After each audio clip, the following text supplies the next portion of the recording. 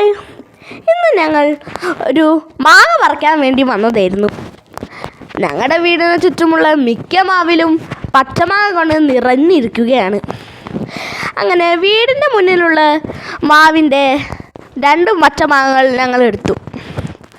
അത് കഴിഞ്ഞ് നേരെ സപ്പോട്ട പറിക്കാൻ പോയി. അങ്ങനെ സപ്പോട്ട മരത്തിൽ നിന്ന് ഒരു സപ്പോട്ടയും പറിച്ചു. ഇനി നമുക്ക് ചാമ്പയ്ക്ക പറിക്കാൻ പോയാലോ? Then come on.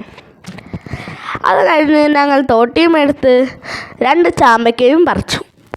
എൻ്റെ വീടിന് ചുറ്റിലും 2 ചാമ്പയ്ക്ക മരങ്ങളാണുള്ളത്.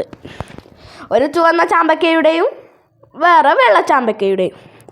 അത് കഴിഞ്ഞ് ചാമ്പയ്ക്കയും മാങ്ങയും ഞങ്ങൾ നല്ലോണം വൃത്തിയാക്കി കഴുകി അതൊരു പാത്രത്തിലേക്ക് ഇട്ടു.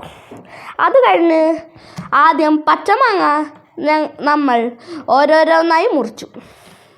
അങ്ങനെ ചെറിയ ചെറിയ കഷ്ണങ്ങളായി പച്ചമാങ്ങ മുറിക്കുക. അത് കഴിഞ്ഞിട്ട് നമ്മൾ നേരെ ചാമ്പയ്ക്ക എടുക്കുക. എന്നിട്ട് കഴുകിയ ചാമ്പയ്ക്ക നമ്മൾ നടുവ് കൂടെ മുറിച്ച് അങ്ങനെ 3-4 ചാമ്പയ്ക്കകൾ മുറിക്കുക. അത് കഴിഞ്ഞ് നമ്മൾ ഈ ചാമ്പയ്ക്കകളെല്ലാം കൂടി ഒരു പാത്രത്തേക്ക് ഇടുക.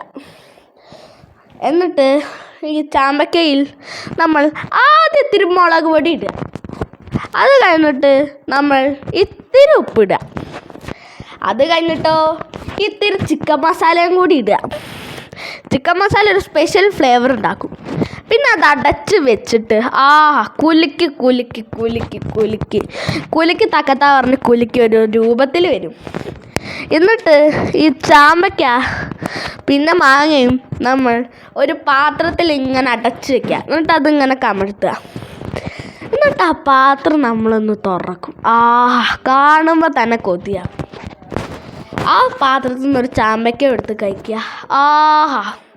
അപ്പം നിങ്ങളിതുപോലെ കഴിച്ചോളൂ. അപ്പോൾ ബൈ.